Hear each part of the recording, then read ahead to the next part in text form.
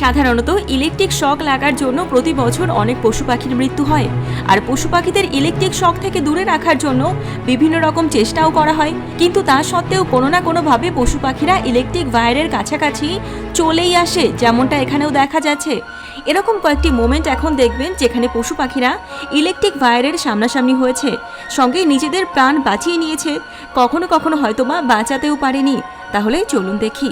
সবার প্রথমে এই ছাগলটিকে দেখুন। ছাগলটি ঘাস খেতে খেতে হঠাৎ করে ইলেকট্রিক ওয়্যারের কাছাকাছি চলে আসে, আর তারপর ছাগলটির শক লাগে আর ছাগলটি প্রাণ বাঁচিয়ে এখান থেকে পালিয়ে যায়।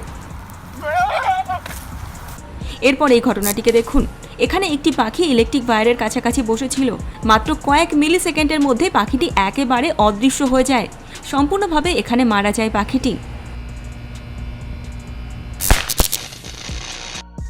এরপর এখানে দেখুন এই সাপটিকে। এই সাপটি একটি পাখিকে ধরার জন্য ইলেকট্রিক পোলে ওঠে, আর তারপর পাখিটি পর্যন্ত পৌঁছানোর আগেই সাপটির ইলেকট্রিক শক লাগে আর সাপটি সেখান থেকে একেবারে নিচে পড়ে যায়। নেক্সট এখানে দেখুন এই শিম্পাঞ্জিটিকে। এখানে প্রচুর মানুষের ভিড় জমে যায় এই শিম্পাঞ্জিটিকে ধরার জন্য, কিন্তু শিম্পাঞ্জিটিকে কিছুতেই ধরা যাচ্ছিল না। আর শিম্পাঞ্জিটি ইলেকট্রিক ওয়্যার ধরে ধরে ইলেকট্রিক পোলের দিকে এগিয়ে যায়। শেষমেশ শিম্পাঞ্জিটির এরকমভাবে ইলেকট্রিক শক লাগে। তবে এক্ষেত্রে সৌভাগ্যবশত শিম্পাঞ্জিটিকে তখনই এই ব্যক্তিরা হাসপাতালে নিয়ে যায় আর শিম্পাঞ্জিটি প্রাণে বেঁচে যায়। এরপর এই পাখিদের ঝাঁক দেখুন। সাধারণত পাখিরা ঝাঁক বেঁধে এরকমভাবে ওয়্যারের ওপর বসে, আর তখন কখনো কখনো এমন ঘটনাও ঘটে যায় যে দুটি ওয়্যার একে অপরের সংস্পর্শে চলে আসে, আর সেই সময়তে প্রচুর পাখি তখনই মারা যায়, যেমনটা এখানে ঘটেছে। নেক্সট এখানে দেখুন বাদরগুলি মন্দিরে বসেছিল, আর তারপর এদের মধ্যে থেকে একটি বাদর ইলেকট্রিক ওয়্যারের দিকে এগিয়ে যায়। শেষমেশ বাদরটির শক লাগে আর বাদরটি তখনই নিচে পড়ে যায়। নেক্সট এখানে দেখুন এই বাদরটিকে।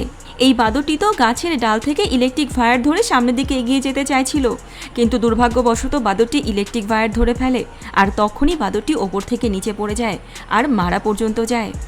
এরপর এই বিড়ালটি, এটি পোষ্য বিড়াল, কোনো কারণবশত ইলেকট্রিক পোল ধরে অথবা ওয়্যার ধরে ওপরে চলে যায়, আর সেখান থেকে শক লেগে বিড়ালটি নিচে পড়ে যায় তখনই।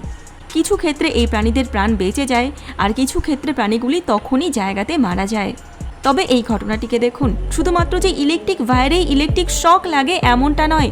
এক ধরনের মাছ এমন আছে যেই মাছ ইলেকট্রিক শক দিতে পারে, যেমন এই মাছটির নাম ইল মাছ।